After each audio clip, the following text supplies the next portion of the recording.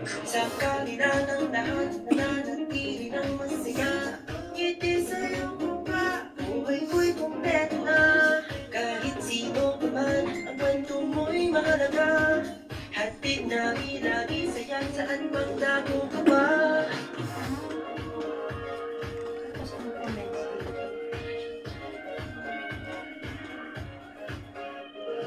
Magkasama sa iisang pahina, libre lang ang umintang sumikap. Umiyak, tumawa at manampalataya, hanggang saan mapunta, tuloy-tuloy ang saya. Yung pare-pare, kuya't ate, ilabas ang gilas mo. Kwento mo at kwento ko, i-ABB-yan. Magbigay ng pag-asa sa lahat, tulad sa ating saya, kahit init na.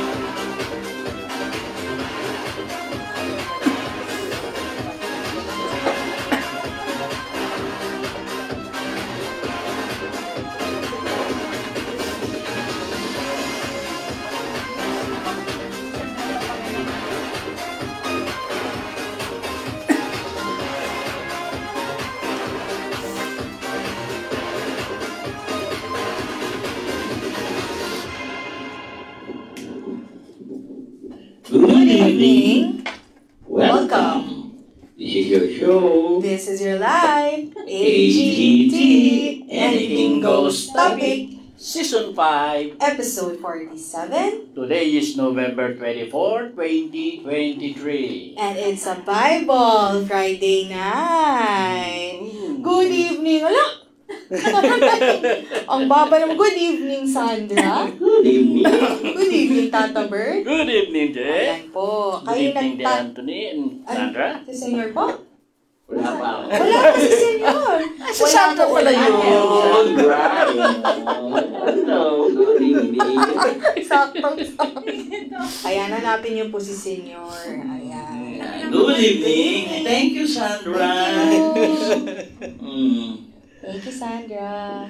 Yeah, baby po namin. Yes. Well, grabe ang traffic sa araw na ito. Alam mo po, kararating ko lang. Galing akong somewhere in Visayas. 1 hour lang po yung biyahe from Visayas. Dito po, 3 oras. On the ground. Galing airport ha, galing airport. Ang airport, nasa Parañaque. Ay, nako. Yeah, 3 oras. Buti nga nakabot ako sa AGT. Opo. Thank God. Ayan.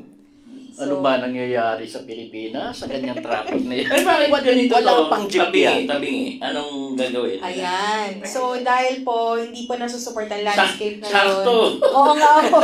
Si Sandra. Sakto. Ayan. So, pakipihit na lang po yung mga telepono ninyo dahil hindi po makapag-landscape. Dahil, Facebook. sino may problema? Si Facebook po. Mm. Ayan. Palitan na natin ang Facebook. Ayan. So, ayan po. Thank you po sa inyong pag-unawa. Ayan. So, good evening. Welcome back po, Senyor. Tata Bird. Oo nga, kaya magba-Bible study tayo. Last time, no? Kayo lang, no? Kasi si Tata Bert din. Wala rin ako, nasa Isabela ako. Oo, hindi. Somewhere in Visayas, no? Hindi na namin magawang makahabol, no? So, ayun po. Mga importanteng bagay lang po yan. Si Tata Bert po, makukulong. Ako po, magpapakulong. Parang gano'n. Ayun, yun po yung mga iniskaso namin. Yan. Anyway, andito na po kami uli. Yan. Buo na uli ang barkada. Opo. Yan. Ayan. Tropang trompo. Yan. Chicken. Kita nyo naman, no? Pag pasok namin, di ba? Oo, Galing ni galing. Sandra, no? Sakto. Sakto-sakto yung mukha mo. Magsilaki tayo ng mukha. Ayan. Ayan. Good evening po kay Miss Linda, Kuya Arthur, Tita Helen, Ate Irene, and Nathan Choi. Ay, kamusta rin, Nani? Nakita ko si Nani doon. Nakita kami. Thank you sa pasalubong mo. Yan. Matitikman namin ang yung dinaing. Siya mismo raw ang nagdaing. Oh, thank you, Kuya. Thank you. Yeah. Si Nani at si... Gusto mo away. Senyor. Tsaka si Senyor nag-picture. Matangkal ako eh. Nagkataon talaga sila. Nakita lang kayo. Biglang ano. Hindi. Nag-usap na kami. Okay. Ayan. Hello, Kuya Nani. Miss ka na namin dito. Oo nga. Mabait yan. Napakabait. Patay yung isda ko eh. Dahil sa kanya. Kaya yun na po yung dinaing. Isang todo eh.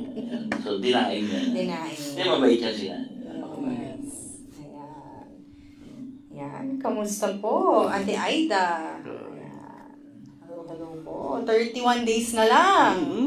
Traffic pa rin. Ayan, magtataas ang gasolina sa Tuesday, kaya magpagasolina na kayo. Long weekend. Opo, and dahil po. Activity. Yes. Yung activity niyan, Christmas activity natin yan. So, kaya dapat nandiyan kayo. Yung mga membro po ng bawat team. Parang yan na yung Christmas party ng team, no? Sa team. Na masaya. 2 araw gagawin, no? Yes. 2 araw. Saturday, Sunday, Sunday, Friday, yes. ano ba? Sunday and Sunday Monday. Sunday and Monday. Sunday, Monday. Opo. Wow. Kaya tinatawagan po lahat ng mga color team members. Yan. Happy birthday pala kay Rain. Oh, Happy happy birthday, birthday. Rain. Why- Dapat Rain and can. Kasi yung pinuntahan ko walang signal, mahina masyado ang signal. Happy birthday, Rain of Kaya White. hindi nyo ako medyo nakakausap from time to time. Pag hindi po miyembro senior, pwede bang pumunta at sumali? Pwede. Sige, Okay. yes. Pwede.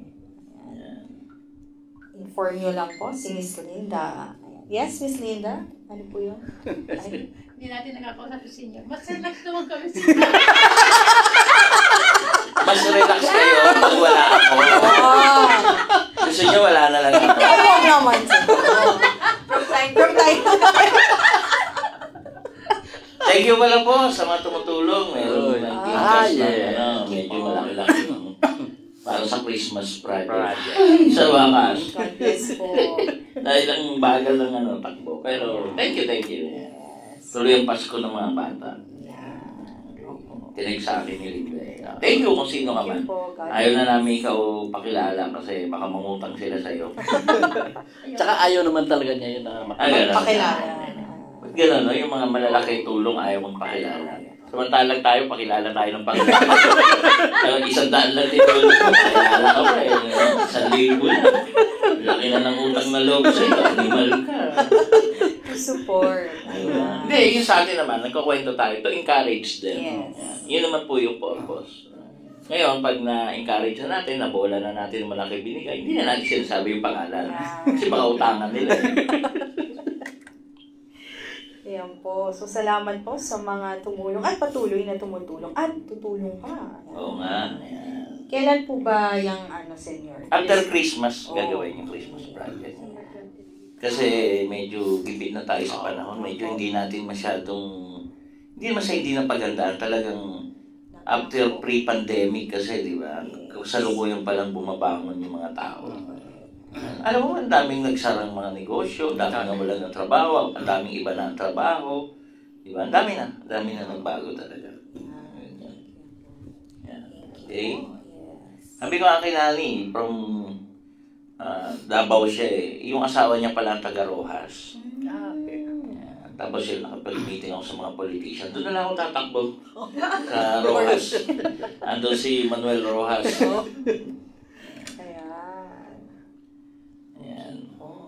So, ano pa? Mga balita. Yung nabanggit mo kanina yung tungkol sa COVID na yan, nag-originate sa China, meron na namang kumangkalat na isang klase ng sakit. Yung respiratory ailment. Eh, pareho din naman yung respiratory na yan eh. Saan galing? China rin. Eh, doon na lang yun. Huwag na papuntahin dito. Oo. Diyan. Pero palagay ko hindi na i-epekto yan yung mananakot tayo ng maraming tao na palagay ko hindi. Hindi na mangyayari yan. Hindi na. Promise. Kasi medyo malaki ang epekto, lalo ng kakaligid. Sa lahat. Kaya kahit magkaroon ng pandemic, hindi na nila sasabihin, bahala kayo sa buhay niyo. Totoo yun. Totoo. Kaya naman may nakakasabay pa rin ako sa aeroplano, mga nakamas. Siguro at your own precaution na lang. Na mag-mask kayo, pag siksikan yung mga tao, train, bus, yan. Yung nagsundo nga sa akin, umikot pa sa trapikan eh. Hindi, ang tagal ko nag-antay. Tapos ako na nag-drive, lusot-lusutan ako kasi traffic eh. Wala lang, malaho lang lalo sa traffic.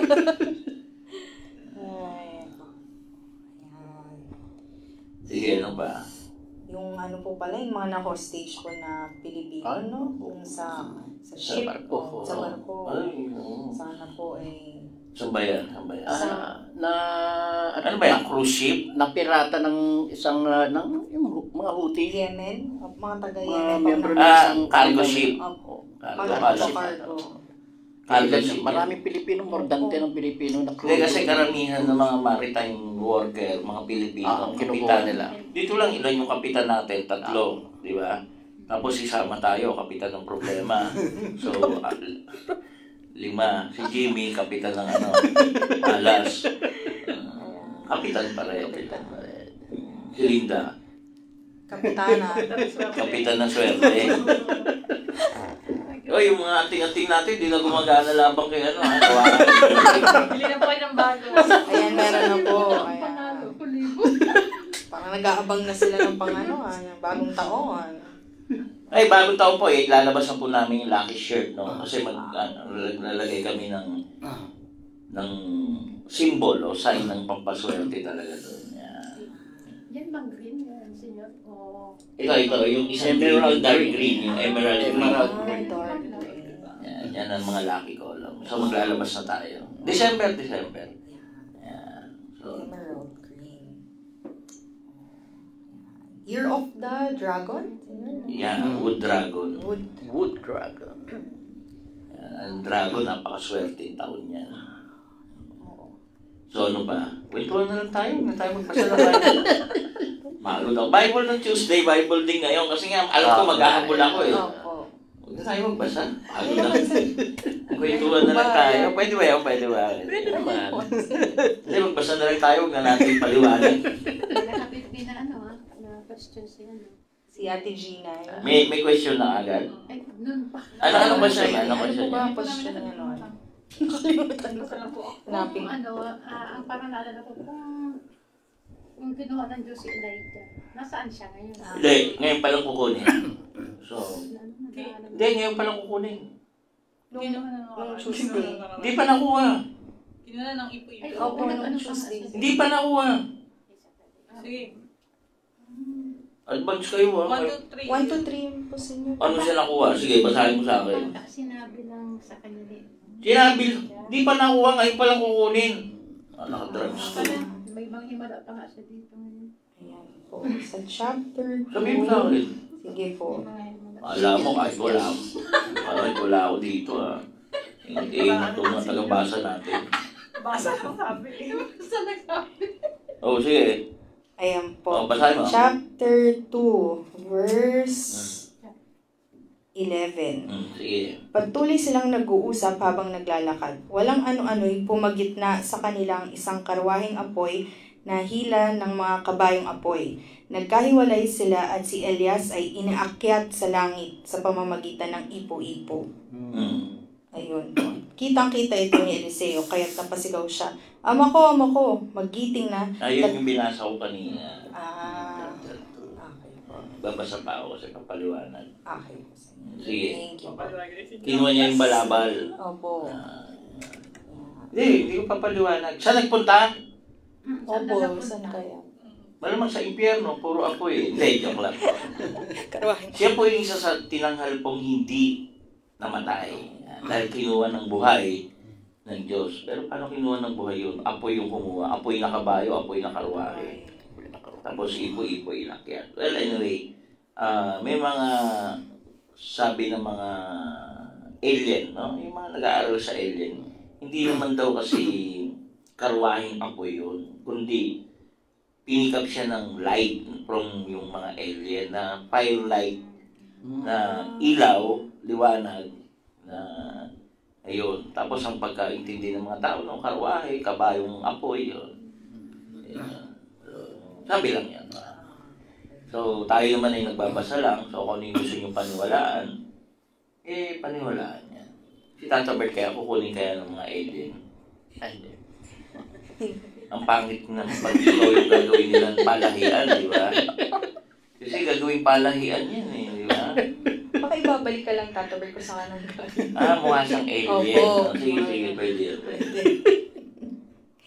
Ayan po.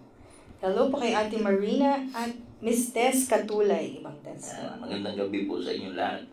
I welcome back myself. Yes, welcome back, Senyor. Ayan, Tata Bert. Ang tayo natin magpagod. Pagod na Sige ako. po, Senyor. Hindi kasi sa airport, dapat mga 2 hours ka. Maaga ka doon. Tapos, ayun, 1 hour flight. Tapos 3 hours na trip mula Parañaque Airport.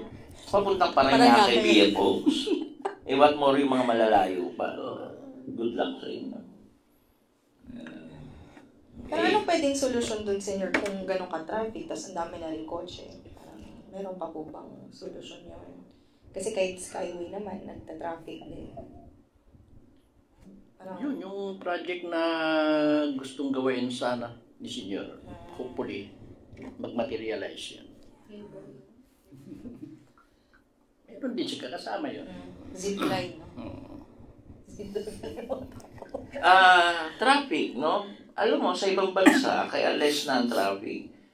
Sorry po, hindi ko po nasagot. Multi-level na ang tawag. Kasi yung expansion, malabo yung expansion sa mahal na mga lupa, sa mga prime properties. So, ang best solution at saka viable na solution is multi-level na roads. No? Ano yung multi-level? Underground, so multi-level na undergrounds. Tapos yung pinaka-pavement, yung pinaka-lupa. No? Yung meron din kalsada, reduction ng traffic natin yan. At multi-level na yung mataas na elevated na mga tulad ng Skyway. Yeah. Yan yun. So, multi-level. Kasi, ang mas worse sa atin noon, dati Thailand eh. Pero nang punta ako ng Thailand wala na masyadong traffic. Kasi multi-level, 3 magkakapatong. So, yun. Hindi pa natin na-achieve yung level na yun ng 3 magkakapatong. Kundi naki-criss-cross lang yung mga Skyway. Pero so far, maganda na yung Skyway. From north to south, Skyway na lang talaga dinadaanan magkatuktong. Napakaganda nun. So, yan. Magastos lang din dahil puro toll. Opo. Siyempre, babawi yung sana pag natapos yung pagbabayad natin ng toll, libre na. O kaya, minimal na lang ang babayaran. But the problem is parang hindi naman ganon, di ba? So, ininegosyo pa rin tayo ng gobyerno natin. Thank you po sa pagsagot sa inyo. Hello po, Ate Hiling. And, hindi ba yan si Ate Hiling? Sorry na. Sorry. Ganyan. Angelite. Angelita, sorry. 500. And Miss Malu Garcin Quinto. Ayan, dahil po nakagilid, pasensya na po. Ulitin ko lang po namin, dahil po nakagilid, hindi po tinatanggap ni Facebook ngayon na landscape, kaya pakipihit lang po konti ang inyong mga telepono. Ayan. Salamat po sa pag-uunawa. Po. And, ayan, Pasko na, malapit ang Pasko. Medyo lamig-lamig na po, no? Tata Bert at Senyor, grabe. Yung nga pala, yung may kwento ko na lang, yung pag-uwi namin nila attorney noon, hindi namin dinaanan yung usual road na or highway. From Santa Fe, kumanan kabilo si tinatawag lang Umogan. Papunta paakyat ng isang bundok yon at ang labas na namin Rosales, Pangasinan.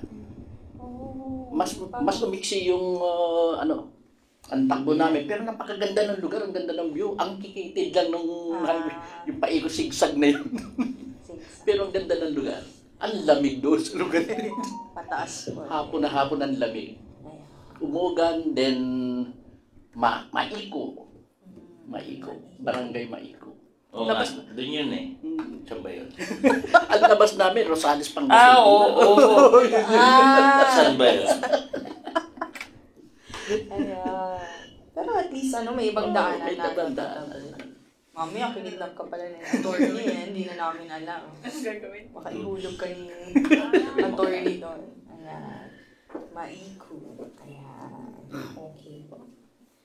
Ayan. Hello po, Sir Joseph Crisostomo. Ayan, Joseph. Yung trip pa tayo manawag. Nag-aantay kasi ng dami kasama. Ngayong December, December. bala ko pa naman hindi magsama. Ay, dami-dami sa puso doon nga magbayad ko na lang. Hindi, pwede naman tayo magdala sa katutang ng sasakyan eh. Dito lang lang malaman kung kailan. Magawa nga yung pagpahali. Sabi po ni Kuya Alex, uy, Maliko ang lugar na iyon. Kaya Maiko. Maliko. Maliko. Hello, Kuya Alex. Kamusta po? Kuya August. Kamusta? Ayan. From Miss Terry Martinez. Babe, pass po yun, Tata Bird. Babe, pass. Oh. Bypass. Oo nga po eh, sabi ko. Tama, bypass o bypass. Siguro kapag namali po ng liko, bypass na po. Ayan po. Sabi ko nga, itatry ko nga dito mag-brisco. Sige, Tata Bird. Eh, wala naglalakad doon sa ano nito, sakitin talaga. Pagkakamalang ka pong ermitanyo dun, Tata Bird. Kalbo. Nung nakaraan sa akin, Tata Bird, nung binasa namin isang chapter, meron dun. Inaasar si Eliseo na, Kalbo, umuwi ka na. Eh, wala po kami ma-example, indirect. Ayan po. Kalawang libro na po kami ng mga hari. Ayan. So, umpisa na po namin noong Tuesday ang pagbabasa. Pagbabasa naman po sa amin ni Derek Lawrence. At ayun po. At ngayon po ay chapters 4 to 6 na po kami. Ayan.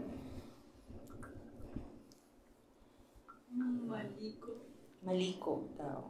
Maliko. Maliko ang lugar na yun. Maliko. Kala ko nagjo-joke si Kuya Alex. Maliko. Alam siguro ni Alex yung lugar na yun.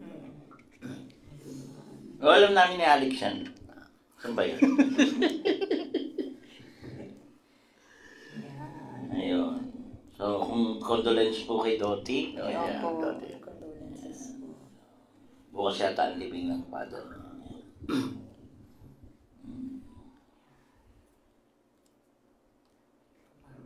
Nabasa ko kanina sa inyo, pinakasalan niya yung patay niyang boyfriend.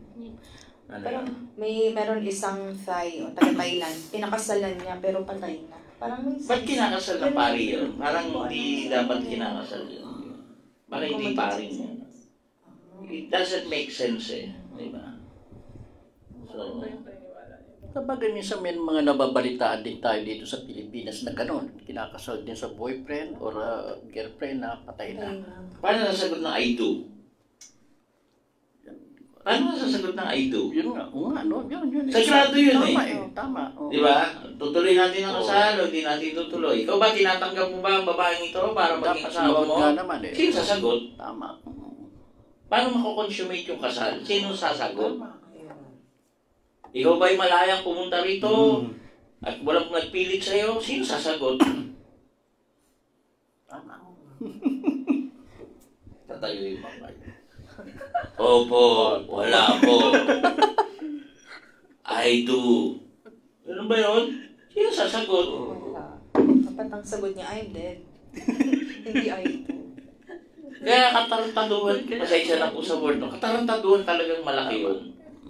Kasi po kung sagrado po yun, at mga buhay nga po tinatanong eh, pag hindi sumagot yung babae o lalaki, hindi po matutuloy yung kasal. Yung pa kayang isang patay na hindi na talaga makakasagot. Paano yung i-consummate yung kasal na yun? Dapat wala nun. Sino ba meron yan? May demanda natin. Reklamo natin kay Tulpo. Patulpo natin. Yan po yung isang sinasabi ko. Ngayon, kaya nga binago na nila, hindi na raw nila binibinyagan yung mga hayop, biniblessing na lang ng mga pare. Kasi natira sila, ano ba sagrado yung ano, ba't binibinyagan niyo yung mga hayop? Wala naman sa Biblia pagbibinyag sa hayop, di ba?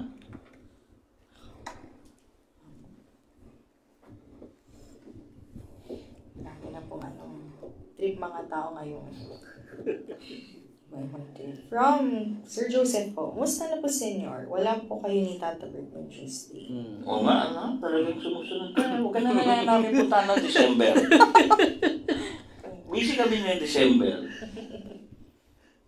Thank you po. Sir Joseph. Siya po yung taga-Manawag. Lagi nanonood. Thank you po. Ayan. Hello, Miss Lorenza Cruz from Ormoc, Leyte. Wow. Pupunta daw siya doon. Papunta siya doon o nandun na siya? Papunta pala. Sige, see you there. May biyahe ka ulit siya. Ewan ko, sabi nila may jet lag pa ako. Tangi, galing ka lang sa Maynila, jet lag. Sa mga hindi po nakakaalam, hindi po pag sumakay kayo ng aeroplano, magkaka-jet lag kayo. Ang ibig po sabihin ng jet lag, dahil po sa pagtawid po ng mga time zone. Yan. Yung time zone po, yung umalis ka ng gabi, darating ka pa rin ng gabi, pero 24 hours na, parang gano'n. O araw na, tapos umalis ka ng auno, pagdating mo, auno pa rin. Kasi tumawid nga po ng time zone. Yun po yung nagkaka-jet lag, kasi hindi kayo nakatulog na maayos. So, yun po yun. Kaya masama yung pakiramdam. Pero hindi po lahat nag-jet lag. Ako po, hindi pa ako nag-jet lag eh. Kasi galing lang ako Manila, Visayas. Paranaque to Paranaque. Hindi, tawid po ng time zone. Usually po, yung West Coast. Yan.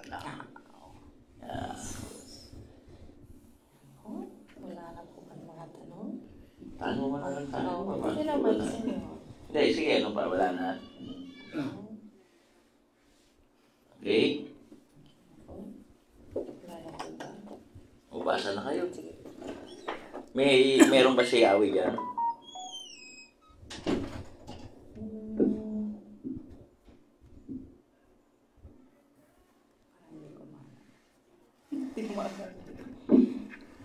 Sige, kahit ako. Iksilan yung salita si Yawi. Pagbasa mula sa Ikalawang Libro ng Mga Hari, Chapter 4. Tinulungan ni Eliseo ang isang byuda. Minsan, ang asawa ng isa sa mga propeta ay lumapit kay Eliseo. Sinabi niya, "Hindi po kaila sa inyo na ang asawa ko'y namuhay ng may takot kay Yahweh hanggang sa mamatay. Ngayon po, ang dalawa kong anak na lalaki ay gustong gawing alipin ng isa sa mga pinagkakautangan namin." Ano ang may tutulong ko sa iyo? Tanong ni Eliseo. Ano bang mayroon ka sa bahay mo? Wala po, maliban sa isang boteng langis. Sagot niya. Sinabi ni Eliseo, Puntahan mo ang iyong mga kapitbahay at humiram ka ng mga lalagyan ng langis hanggat mayroon kang mahihiram. Pagkatapos, magkulong kayong mag-iina sa inyong bahay at lahat ng lalagyan na hiram mo'y punuin mo ng langis na nasa bahay mo. Itabi mo ang mga napuno na. Umuwi nga ang babae at pagdating sa bahay ay nagkulong silang mag-ina at isa-isang pinuno ng langis ang mga lalagyan habang ang mga ito'y dinadala sa kanya ng kanyang mga anak. Hindi alam ng ina na puno ng lahat kaya sinabi niya, "Abutan pa ninyo ako ng lalagyan." Puno na pang lahat, sagot ng kanyang mga anak, at tumigil na ang pagdaloy ng langis.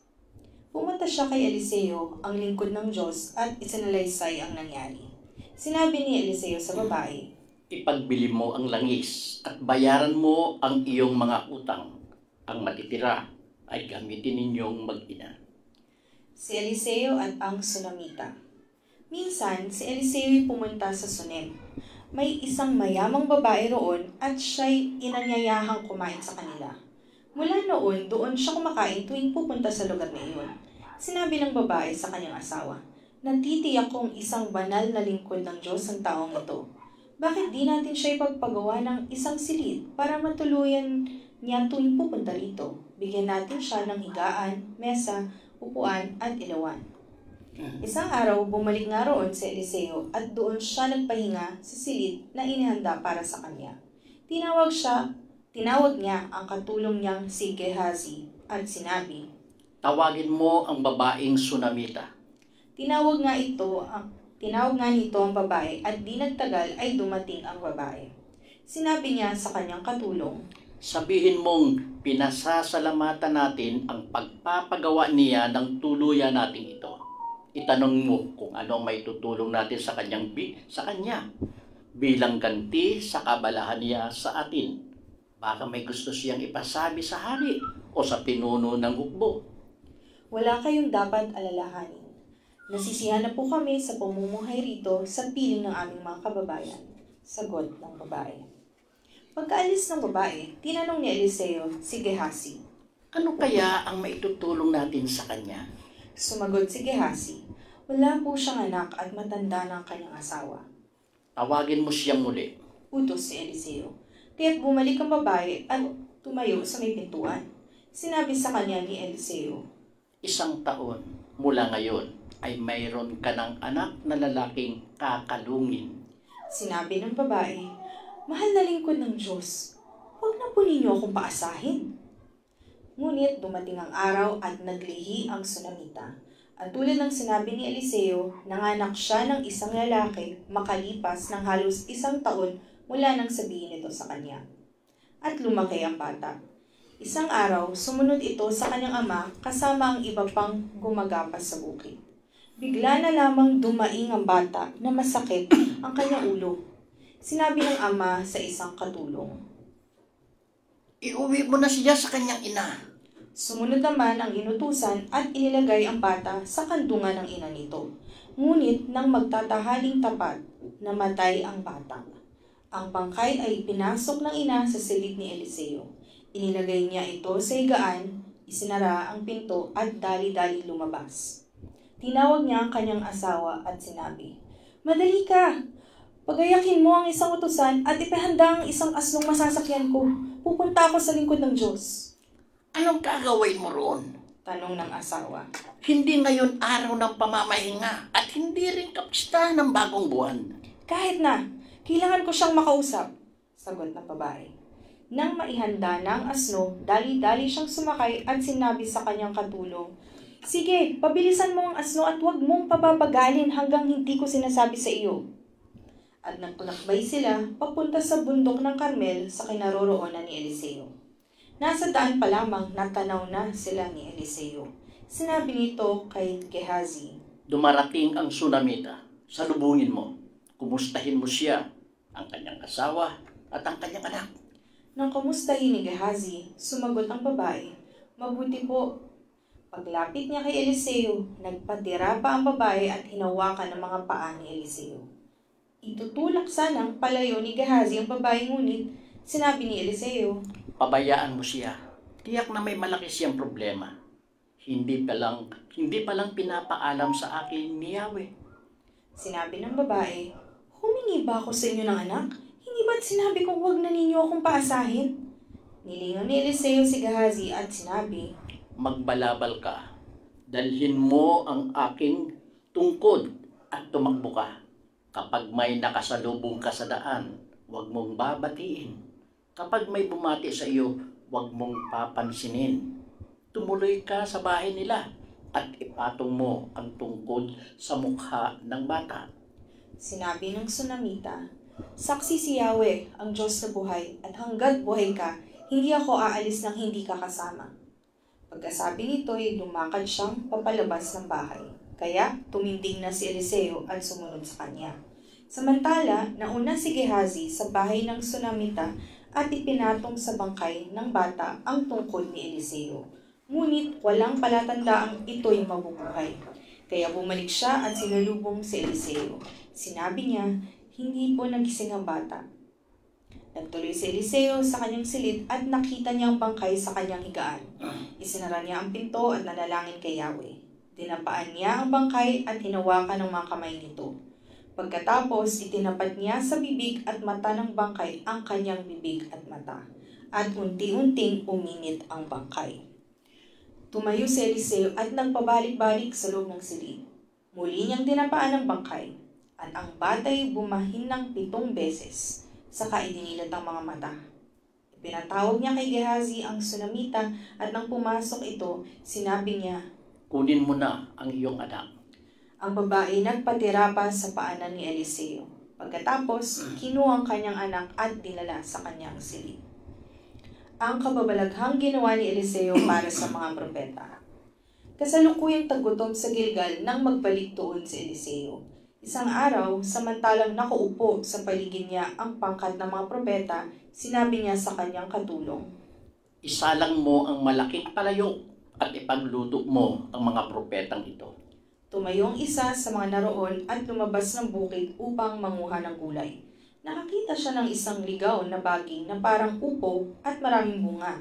Kumuha siya ng makakaya niyang dalhin. Pagbabalik niya ay pinagputol-putol ang mga iyon at inilagay sa palayok na nakasalang. Pagkaluto, inihain niya ito, ngunit nang tikman nila ay napasigaw sila, "Lingkod ng Diyos! Lasan po ito!" Hindi nila ito makain. Sinabi ni Eliseo, Magdala kayo rito ng kaunting harina. inabutan nga siya at ito'y ibinuhos sa palayok, saka sinabing, Ihain ninyo ngayon. nang kainin nila, wala namang masamang nangyari sa kanila. Isang lalaking taga-Baal sa Lisa ang lumapit kay Eliseo. May dala siyang bagong aning trigo at 20 tinapay na yari sa unang ani niya ng sebada. Sinabi ni Eliseo, Ihain ninyo iyan sa mga tao. sumagot ang kanyang katulong, hindi po ito magkakasya sa 100 katao. Inutos niya muli, Ihain ninyo iyan sa mga tao, sapagkat sinabi ni Yahweh, mabubusog sila at may matitira pa. at inihain nga nila iyon. Kumain ang lahat at nabusog, at marami pang natira tulad nga ng sabi ni Yahweh. Ito po ang salita ng Diyos. Salamat sa Diyos. Okay. Eliseo na. Ang propeta. Okay. Stand corrected, no? Chapter 2 nga. Kasi kanina nagbabasa ako habang nasa airport ako. So, nawala ako, na-misplace ako. Ang hirap kasi ng pinakinggan mo, power day flight. Okay. So, sa tanong po, no, nasa langit po siya ayon po sa pagkakasalaysay ng Biblia. No? Ito naman po yung mga himala ni Eliseo na pagtubos. No? Yung unang talata po, tinubos dahil yung babaeng mahirap.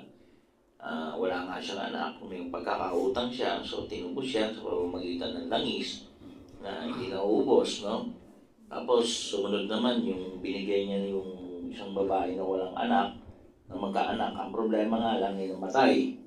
So binuhay yun ni Eliseo, no? Dinapaan niya, hininga niya yung hininga ng makailang beses at yun nga nabuhay. So tapos ito yung sinasabi ko nga na hiningi ni Eliseo na kahit kalahati ng kapangyarihan ni Elijah. Ayan. So, yan po yun. No? Ang kapangyarihan po, no? Kung makikita nyo po, bumubuhay din ng patay, yung pagkain na hindi nauubos, yan, langis na hindi nauubos, yan, paulit-ulit lang po yan, nagagawa ng iba't ibang propeta. Yan, dahil po sa Diyos. Yan. Okay? So, ano pa yun? Tulad niyang laso na niluto, no? Nilagyan lang ng harina. Naging edible na o pwedeng kainin. Yan. So, sige. Ano meron yung harina na yun?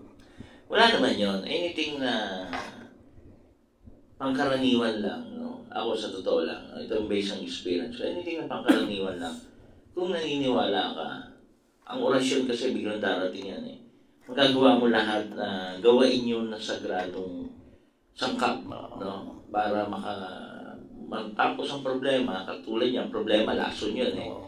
Tapos ang problema at mapakinabangan yung problema supposedly yun. Kasi ang kapangyarihan ng Diyos, walang limitasyon. No? Walang limitasyon yan.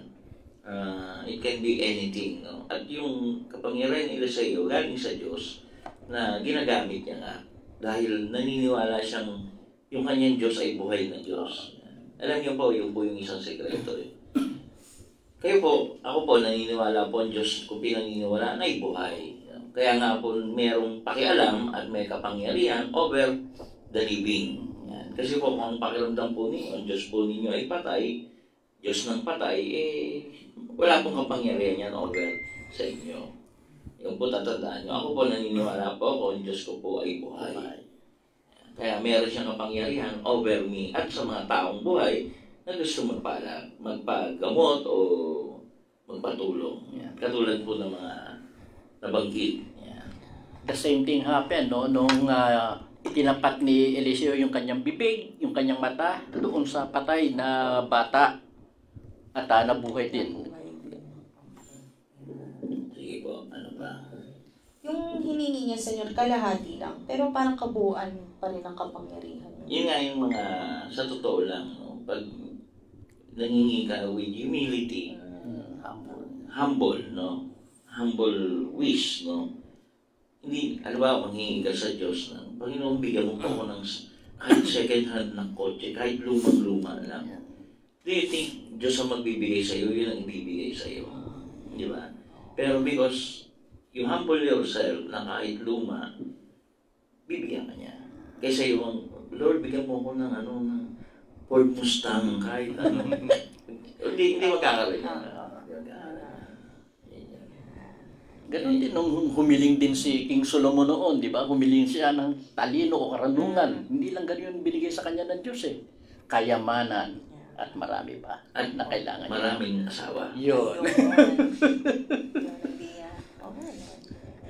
Ako, humingi lang naman ako ng pag-ibig sa Diyos. Lord, wala nagmamahal sa akin. Bigyan mo ako ng pagmamahal. Binigyan naman niya. Dahil Diyos siya, bibigyan kita ng magmamahal sa iyo. Hindi, walang halong biro po. Totoo po yun. Ang mga magmamahal. Okay? Marami naman. Love mo ako, di ba? Oo, sa inyo. Ikaw, Tata Bert, love mo ako. Oo naman. Kiss mo nga, Tata Bert. Kiss mo nga ako. Sandro, ah. Ayaw mo akong kiss ni Tata Bert. Ikaw lang kikis sa akin. Ikaw lang. Sige na, mamaya kikis mo ako, ha? Ayan. Okay po. Hello, Kuya Enteng. Kamusta? Hey, Enteng. Enteng Kabisod. Oh, basa ka na ng... Sige po. Chapter 5. Pinagaling ang keto ni Naaman. Sa Syria ay may isang pinuno ng hukbo na nagngangalang Naaman. Mataas ang pagtingin sa kanya ng hari sapagkat sa pamamagitan niya ay pinagtatagumpay ni Yahweh ang Syria sa mga labanan. Si Naaman ay isang magiting na mandirigma, ngunit siya'y may sakit na keto. Minsan, ang mga taga-Syria ay nakabihag ng isang dalagitang Israelita. Naging katulong ang dalagitang ito ng asawa ni Naaman. Sinabi nito sa kanyang Panginoon, "Kung ang asawa ninyo ay lalapit sa propeta na nasa Samaria, tiyak na pag-aagalingin siya inyon." Nang marinig ito ni Naaman, pumunta siya sa hari at ipinalita ang sinabi ng dalagitang Israelita.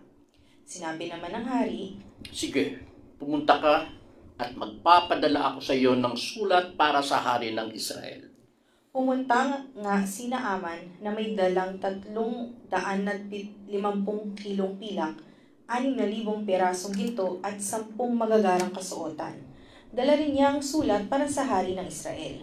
Ganito ang sabi sa sulat. Mahal na hari, ang may dala nito'y si Naaman na aking lingkod. Nais ko sanang pagalingin mo siya sa kanyang ketong. Nang mabasa ito na hari ng Israel, pinunit niya ang kanyang damit at sinabi, Ako ba'y Diyos na maaaring pumatay at bumuhay? Bakit sa akin niya pinapunta ang taong ito para pagalingin sa kanyang sakit? Bakit naman humahanap lang siya ng dahilan para magdigmaan kami? Nang mabalitaan ni Eliseo ang ginawa ng hari, ipinasabi niya, Bakit kayo nababahala? Papuntahin ninyo siya sa akin upang malaman niyang may propeta rito sa Israel. Nalaman nito ni Naaman, kaya sumakay siya sa kanyang karwahe at pumunta sa bahay ni Eliseo, kasamang marami niyang kawal na nakasakay sa kabayo at mga karwahe.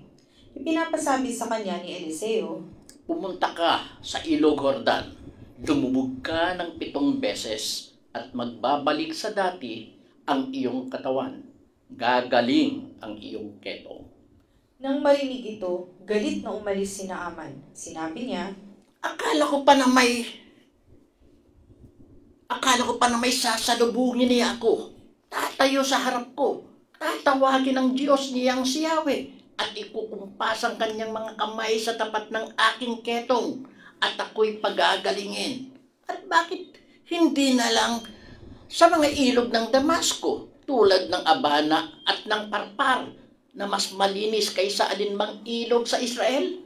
Hindi ba pwedeng doon na lang ako maligo para gumaling?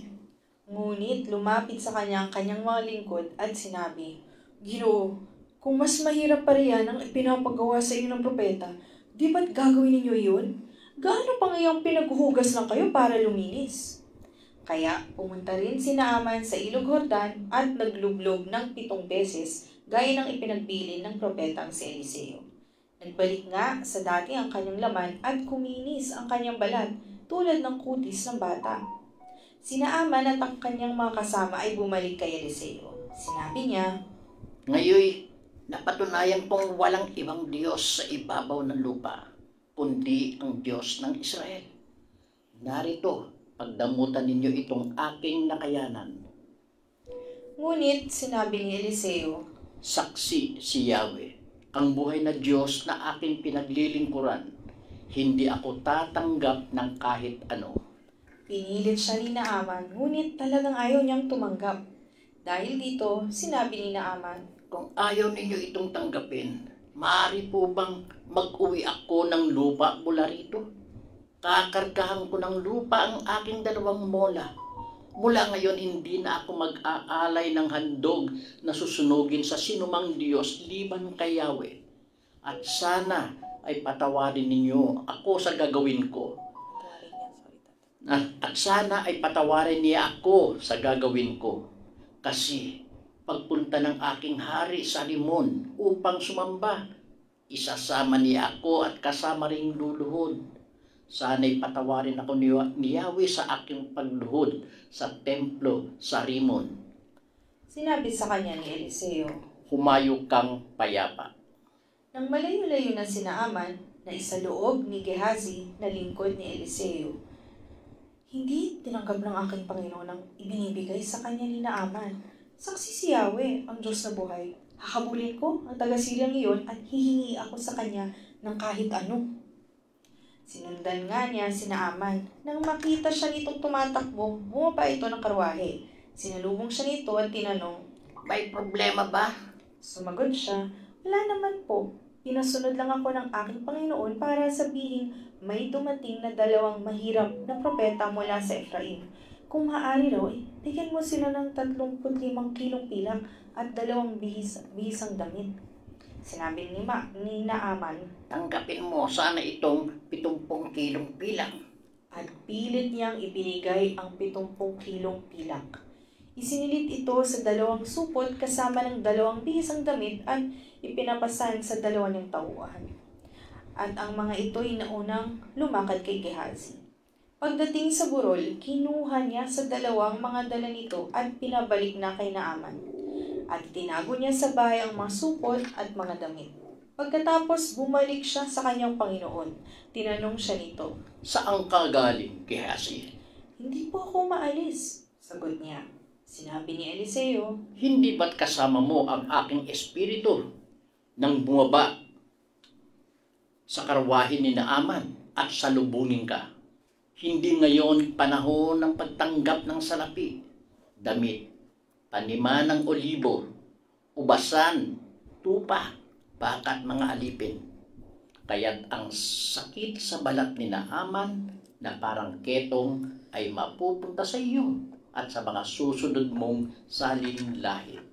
nang umalis si Gehazi, nagkaroon siya ng maputing sakit sa balat na parang keto. Ito po ang salita ng Diyos. Salamat sa Diyos. CR lang po, mabilis Sige lang lang. po. Kwento mo na kayo. Okay po. Thank you. Okay. Iwanan ko lang kayo. Ayaw magbabayad. Sige po. Ayaw magbabayad. Ayaw. Tayo. May kilala kayong ganyan. Hindi mo gusto ko lang. Okay po. Ayan. Okay. Yan ang kaibahan ni Ito po. Eliseo. Opo. Ayaw magpabayad Correct. sa kanyang servisyon ginawa o sa kanyang tulong na ginawa sa ibang tao. At yung tinatanungan ni Senyor, kung may kilala tayo na katulad niya, eh siya, walang iba kundi siya. Yes. Opo. Dahil yung gamutan ni Senyor dito, kada Wednesday and Saturday, eh wala pong bayad. Yeah. For 25 years. Yes. Marami na nagtangka at gustong Mm. influensyahan siya na baka pwedeng pagkakitaan. Actually, Pero, may nag-issue pa nga na cheque sa kanya noon eh. oh. At yung cheque na yun, hindi naman iningkas ni Senyor, itinabi lang. I don't know kung up to now, nasa kanya pa. Opo. Matagal na, ilang taon na yun. Yeah. Tama. So kung meron anuman, hindi parang kung tatanggapin niya, hindi dahil hiningi niya, dahil binigay ng kusa, itutulong niya pa rin po sa Ayun, iba. okay. Oo, tama. Pero yun nga po, hindi po kami sigurado kung nasaan na po yun. Baka naipo-ipo na rin. Ayan. Pero sa tagal pong katulong ni Gehazi, no? Tata Bert, bigla siyang nag-iba. May biglang Nakahama na rin eh. Oh, naghahama na rin. So, ayun lang. At para naman hindi niya malalaman ni Eliseo yung ginawa niya or Hindi niya saan alam siya propeta nanggaling. yun. Ayun. Correct. Sino pinag-usapan niyo? Ikaw Si po. Jimmy? Ha? Sige ha, si... Gehazi, Senyor. Umpisa pa lang naman, may problema na, di ba? Gusto niya tulak yung babaeng Ayo. sa Maria, di ba? Nung patira pa sa kanyang harapan, di ba? So, ganun talaga. Yan yun. So, ano nga yung iniwan ko sa inyo? Hindi nagpapabayad.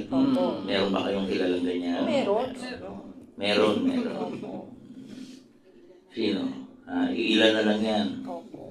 Meron pa bang ganun? Sa hirap ng buhay ngayon? Meron. Meron. Actually, hindi siya tumatanggap pero dahil sa ginagawa Pero kayo, yun- tumatanggap kayo? Ay, hindi. Hindi rin. Sige. O ano, dahil Yun nga, dahil sa ginagawa niya niyon na hindi nagpapabayad sa serbisyo ginagawa niya sa tao, sa gamot ang ginagawa na yun, mas marami yung biyaya pong dumarating sa kanya. Doble.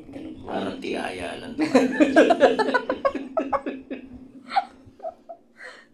Doble-doble pa nga eh. Triple. Yan. Oh. Tagal, no? Almost 3 decades na. Grabe. At maganda rin yung pagbabagong nangyari dito kay Naaman. Ano?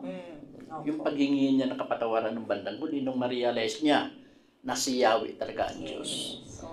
At naging problema nga niya na sa pagsamba ng kanyang hari, kasama siya. At luluhod din siya kasama ng hari. At yun, ang kagandahan, inihingi na niya ng patawad yung gagawin niya ngayon. Yes. Ano pinag-usapan niyo? Hindi, kaya Naaman nga yung alalay ng hari. Pinuno ng hari. Okay. Dami ko kasi sinasagot. Okay lang. Sakto pagka-uwi niya siya. Paano nga yung senyor, no? Ang dami mo pong kausap. O, minsan nagkakamali-mali na ako eh. In business, kayo naman. Mga butiki. Akala niyo. Pero bukod dun, no? Yun nga. Kahit sa personal. Parang, Yung pinaligo niya sa maruming tubig Jordan, oo nga. ayaw. Reklamo. Gusto niya sa beach siya maligo. So, hindi umubra. No? So, Sumunod din naman siya. Na-realize niya. Yan, Ayan. Yun nga lang, napunta na kay Gehazi yung sakit. ba't napunta kaya doon? Kasi, nagsinungaling siya siguro. Sinabi niya may nangangailangan daw. Nanloko siya. Ginamit niya yung kabaitan ni Eliseo. Sinabi na may dumating na dalawang nangangailangan na tulong na propeta. Yun. Nanganak yung pagsisinungaling niya. Parang gumawa na siya ng story ang po. Si Gehazi. Okay, ano tawag dito? So, ano pa ba? So, nagkabul siya. Binabayaran si Eliseo, ay niya tanggapin. Tapos sinong mabol? Si Gehazi, nagpapabayad.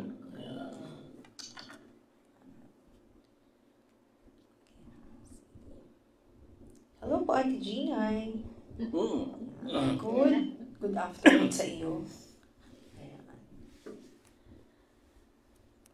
Hello. Ano yung mga tanong ka, Ate Ginay? Lang yung tanong. Sige, basa na kayo sa 6. Okay po. Medyo nagmamadali po tayo kasi pagod pa ako. Tsaka ang dami kong inaasikaso. Chapter 6. Pinalutang ang talim ng palakol. Minsan, lumapit kay Eliseo ang pangkat ng mga propetang pinapamahalaan niya. Sinabi nila, maliit na po para sa amin ang aming tirahan. Kung papayag kayo, pupunta kami sa Jordan at puputol kami roon ng kahoy na gagawin namin bahay. Pumayag naman si Eliseo. Sinabi ng isa sa kanila, "Kung maaari po ay sumama kayo sa amin." Sige, sasama ako. Sagot niya. At pumunta nga sila sa Hordan upang pumutol ng kahoy. Nang pumuputol na sila ng kahoy, nahulog sa tubig ang talim ng palakol ng isa sa kanila. Sumigaw siya, "Guro, anong gagawin ko ngayon? Hinirap ko po lamang iyon." Itinanong ni Eliseo. Saang banda nahulog? Nang ituro sa kanya kung saan nahulog, pumutol siya ng isang sanga ng kahoy. Inihagis niya iyon sa tubig at lumutang ang talim ng palakol. Sinabi ni Eliseo, Kunin mo na. inabot naman iyon ng lalaki. Si Eliseo at ang mga taga-Syria. Minsan, binalak ng hari ng Syria na digmain ng Israel. Tinipon rin niya ang kanyang mga tauhan at sinabi sa kanila ang kanyang napiling lugar na pagkakampuhan. Ngunit ipinasabi ito ni Eliseo sa hari ng Israel. Binalaan niya ito. Huwag na huwag kayong pupunta sa naturang lugar sapagkat nag-aabang doon ang mga taga-Syria. At pinabantayan nga ng hari ng Israel ang mga lugar na sinabi ni Eliseo. Maraming beses na sinabi sa kanya ni Eliseo tungkol sa balak na pagsalakay ng mga taga-Syria at lahat ng lugar na sabihin sa kanya'y pinalalagyan ng mga bantay. Dahil dito, labis na nabahala ang hari ng Syria. Kaya tinipon niya ang kanyang mga tauhan at tinanong, Magsabi kayo ng totoo. Sino sa inyo ang nakikipagsabwatan sa hari ng Israel? Isa sa mga naroon ang sumagot, "Wala po, mahal na hari. Si Eliseo po, ang propeta sa Israel, ang nagsasabi sa kanilang hari kahit ang inyong mga lihim na binabalak." Sinabi niya, Kung ganon, hanapin ninyo siya at hulihin. may nagsabi sa kanyang si Eliseo ay nasa Dotan. Kaya nagpadala siya roon ng maraming kawal na sakay ng mga karwahe at kabayo. Gabi na nang dumating sila roon at pinaligiran nilang lungsod. Kinabukasan ng umaga, lumabas ang katulong ni Eliseo at nakita niya ang maraming kawal, ang mga kabayo at karwaheng nakapaligid sa lungsod. Sinabi niya, "Guro, paano tayo ngayon?" Sinabi ni Eliseo, Huwag kang matakot. Mas marami tayong kakampi kaysa kanila. at siya'y nanalangin. Yahweh, buksan po ninyo ang kanyang paningin nang siya'y makakita. Pinakinggan ni Yahweh ang kanyang panalangin at nakita ng katulong ni Eliseo na ang bundok ay punong-puno ng mga kabayo at karwaheng apoy na nakapaligid kay Eliseo.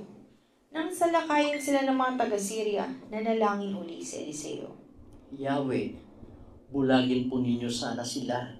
At binulag na ni Yahweh ang mga taga-Syria bilang sagot sa panalangin ni Eliseo. Sinabi niya sa mga ito, Hindi rito ang daan. Hindi ito ang lungsod. Sumunod kayo sa akin at dadalhin ko kayo sa taong hinahanap ninyo. at sila'y kanyang dinala sa Samaria. Pagpasok nila sa lungsod, nanalangin si Eliseo. Yahweh, buksan na po ninyo ang kanilang paningin nang sila'y makakita. Binuksan nga ni Yahweh ang paningin ng mga taga-Syria at nagulat sila nang makita nilang sila'y nasa loob ng Samaria.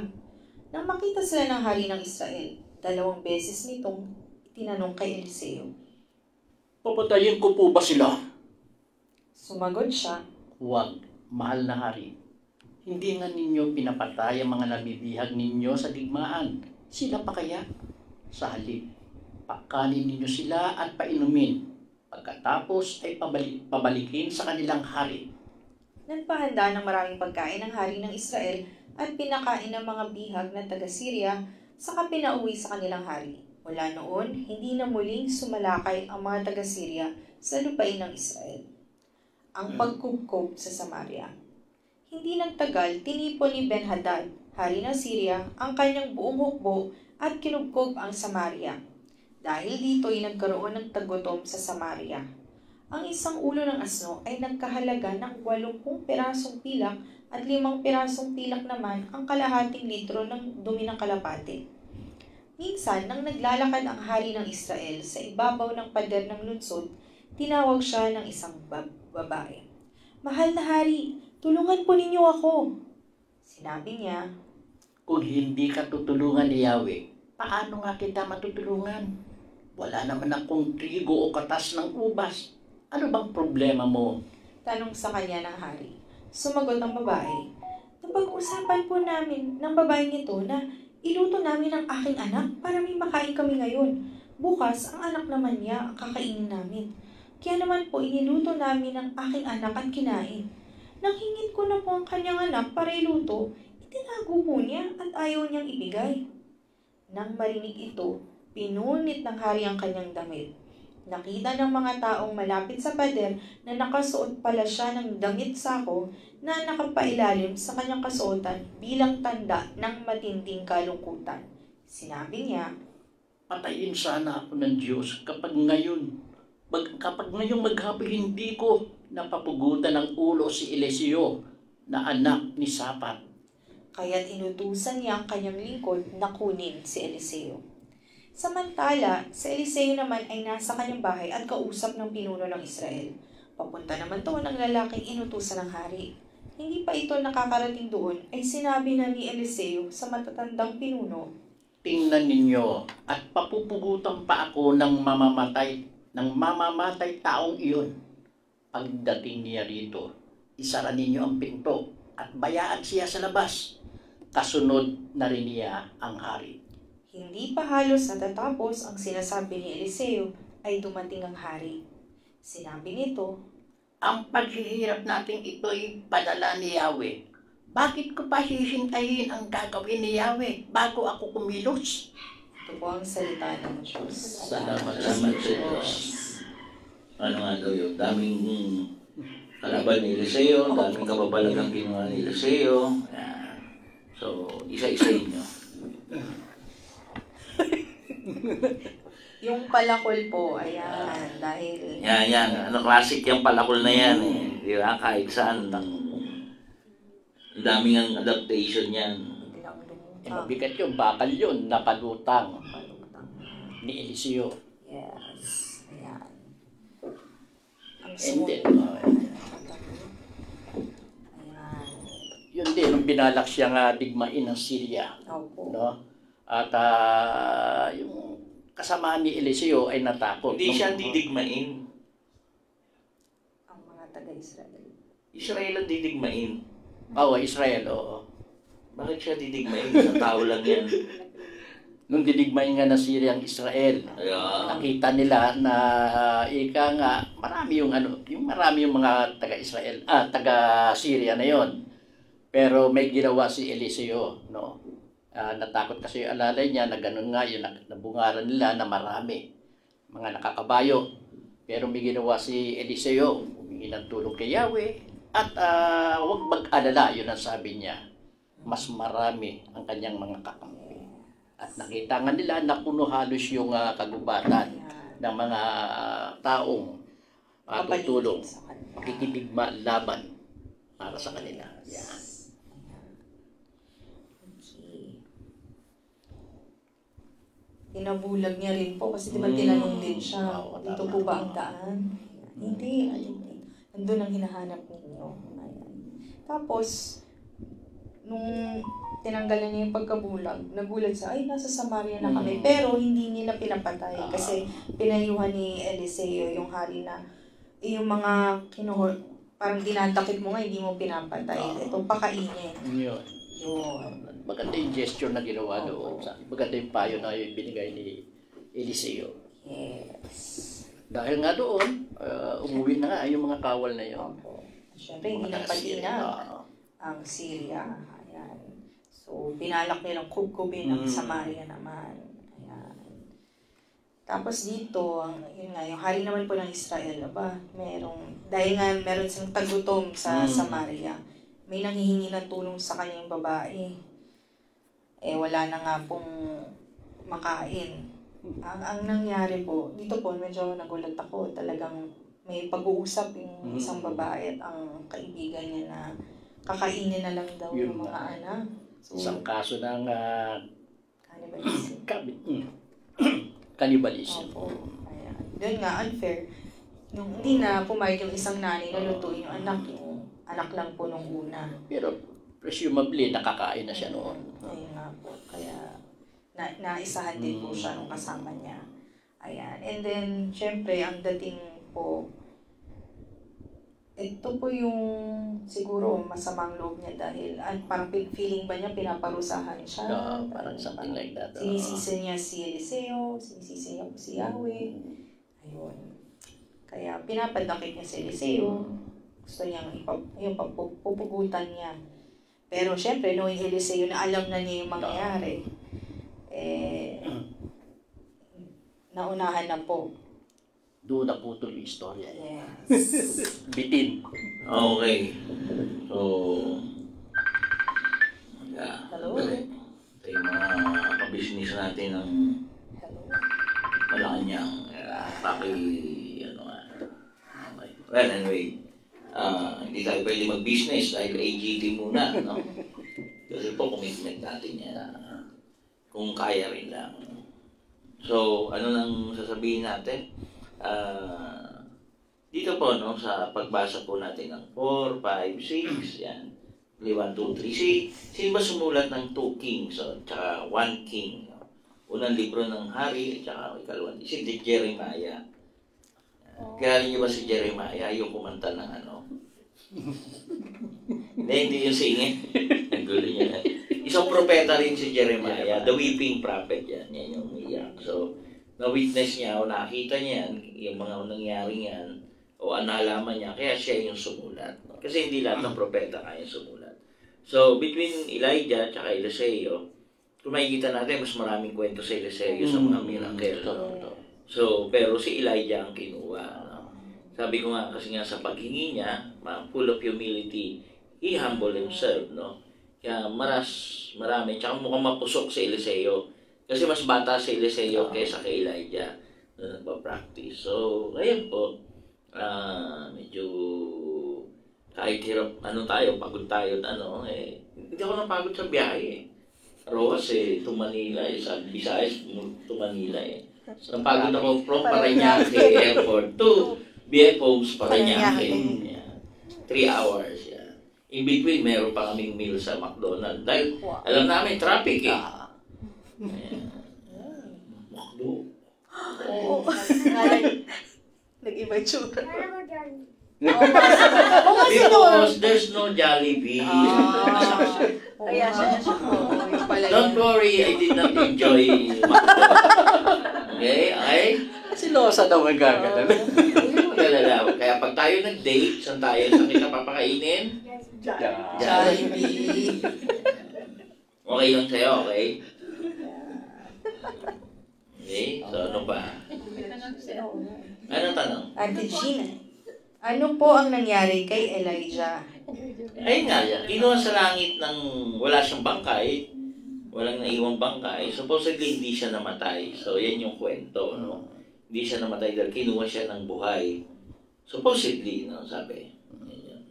So, napunta siya sa langit, kasama ang Diyos. Sino ba mga hindi kinuha? Si Elijah, Enoch, tsaka si Cristo. So, 3 lang hindi kinuha. Alam mo, magpangabag si Tata Bert. Kaya halagin. Baka ibalik So, ulo niya ng ipo-ipo, ililipas, tapos ilalaglag. Hindi po, dapat dito. Hindi. Libre po masay Tata Berman sa Isabela kayo pa. No, sige, ano pa? Ano pa? Wala kayo, ano? Music. Wala ba tayong music? Closing na tayo. Tata Bert. Well, dito makikita po natin na yung humility na yung pagiging humble na pinakita ni Eliseo, no? Hindi siya tumanggap ng anuman sa mga pagtulong na ginagawa niya sa pangalan ni Yahweh. At sa aking analysis naman na masasabi, doon siya lalong binibiyayaan ng Diyos sa kanyang ginawang iyon. Yun lang pong aking masasabi. Salamat po. Sa akin naman po, yun po kung ano ang pinapamensahe sa kanya, anong man yung instruction sa kanya, sinusunod niya lang po. At wala, yun nga hindi siya humihingi ng bayad. At yun nga po, talagang nagpakumbaba po talaga siya. Kaya makikita natin siya yung siguro sa ngayon, siya yung nakikita ko maraming ang storya ng himala. Ayan. Okay. Contrary po sa sinasabi ng marami, wala tayong music. Baka hindi ka loading. Pero hindi tayo nag-loading. Okay. Yan lang ang loading. Bakit kaya? Ayan. Sige. Whatever, no? Nasaan ba ako? So, yung himala po, no? Contrary po sa sinasabi ng iba, ng himala. Na huminto lang po ang himala. Actually, hindi po huminto ang himala. Huminto lang po himala. Kasi po, yung Diyos po nila ay buhay. So, parang ngayon po, ang Diyos po ay patay. No? Ang Diyos po ay inaantay ninyo sa second coming. So, parang wala, absent, no? Kasi second coming inaantay nyo, which I don't believe, no? Yan po yun. God is here, alive, anytime, anywhere. So, yun po yun. Kaya po, ang miracle, pwede sa akin, just the same po sa mga taong nabanggit, mga propeta, no? That God is alive, Diyos na buhay, at anywhere. Kaya meron silang milagro. Susunod po, marami pong mga bagay-bagay na sumusunod sila. Sumusunod po kung ano yung pinag-uutos. To that details po, no? At marami po ngayon po na pag-uutusan, hindi po sumusunod sa utos. Ako po, nagkataon po sumusunod ako. Kahit marami akong question, then later on, mapapatunayan ko after 5 years, 1 year, 10 years, it makes sense. Yun pala yung ibig sabihin. No, na, kaya pinagawa yun. Pero sa una, hindi namin maintindihan. Katulad po, alam niyo po ba yung tubig? Bago po mag-pandemya, nagpainom na kami ng tubig. Actually, Anton was assigned. Katulad po siya ni Nakahaba. Anong hamak? Kakabasa mo lang, katulad nino. Ito, yung assistant niya. Gihasi. Isip ko pangalan. Medyo naligaw. Medyo naligaw. Pero napaka-importante nung tubig na yun. Then it makes sense nung dumating yung pandemya, yun pala yung magagamit natin ng protection laban sa COVID. It makes sense. Kasi parang 1 taon natin ginagawa yun bago dumating yung pandemya. And it built our belief na umiikot dun sa tubig na yan. Okay? So, at libre. Yes. Libre. Yan. So, sa mga twin, miracle do stop if you believe so. If you believe that otherwise na miracle don't stop, which is I believe, no? Pahinga ko din. Which is, ako po, naniniwala po ako, simula noon hanggang ngayon, tuloy po ang mga milagro ng Diyos na buhay. Kasi po, kung Diyos na buhay po, ay meron po yung kapangyarihan over sa akin, dahil buhay po ako, over sa mga taong maniniwala sa akin, dahil buhay pa sila. I don't believe sa Diyos ng mga patay. Na kung saan, mayroong kang reward pag ikaw namatay. Our life existence po ngayon, pwede tayong sumaya.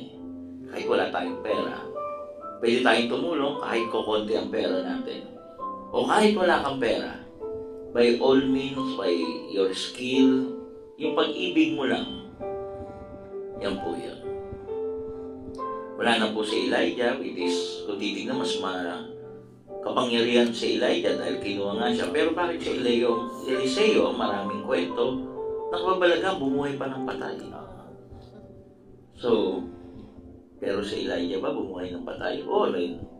So, yun nga yung mga kapangyarihan. Tayo ba bubuhay ng patay? Patay sila. Darating ang panahon, maaari. Pero, ang mahalaga, hindi nila kailangan mamatay para sila buhayin. Kundi buhay sila, pahabain ang kanilang buhay. In my life, ako po, tonto ako sa lakad ko, last minute, bigla po merong business opportunity na transaction na nag-deal yung mga 30 minutes to 1 hour trip na naging very productive. Yung po yung sinasabi ko, it makes sense. Yung mga lakad na yan. So sa mga trip, that is miracle. Every opportunity na dumarating sa akin sa makabagong panahon, yun po ay milagro. Tapos makaka-receive ka ng balita that somebody gave something para sa mga proyekto na gagawain ang saya, no? That is a big miracle. So imagine niyo po ang mga milagro po. Kahit maliit na bagay po yung kakainin nyo lang. Kung wala kayong kakainin, bigla kayong magkaroon ng pagkain. That is a miracle. Magpapasko na po, wala pang, hindi namin alam kung paano, pero tuloy, may date na kami. Sabi ko makakaya, then may dumating. That is a miracle. Miracle don't cease. Don't stop. It will only stop for those who believe na wala ng milagro. Dahil ang Diyos po ninyo maaari ay darating pa sa second coming. My God never leaves me. Never, never, never. Paano magkakaroon ng second coming ang God ko? Whereas, He never leaves me. Kasi tanda ko po, simula bata pa ako, ako'y nabubuhay sa mga milagro mula sa Panginoon hanggang sa ngayon. Yung po ang patunay, my God never left me, never leave me, never cease from existing in my life. Pagod po ako, pero sabi ko, hindi ko mapapaliwanag yung details. Pero 1 to 6 na po ito dahil kay Eliseo. Kaya po na-miss ninyo yung salita ko. At least po, they tried. Maganda yung kombinasyon nila. Parang number 10. Hindi ko napanood, pero nakita ko na yung picture. Ang ganda niya. Number 10. Si Direk 1, ikaw 0. Ako pala yung zero. Okay, siya ay 0. So again, people, sana po maging tulad ko kayo. I will not make religion. I just only want to emphasize yung mga bagay po na katotohanan. If you believe that your God is babalik, then ibig sabihin, iniwan kayo ng Diyos niya. Sa kanyang ikalawang pagbabalik, iniwan kayo. For the meantime, iniwan kayo. No. My God is God of the living, and He never left me, never leave me. And again, never cease to exist. Magandang gabi po. Ako po si Anthony Vivero. Angelia Nera po. Si Tata Bert po ito. And by the way, bukas being a Saturday, may gamutan po. At bago po ang gamutan, hintayin na po natin yung 64th lecture. Ikaw naman mag-lecture. Good evening, good night, AGT. God bless.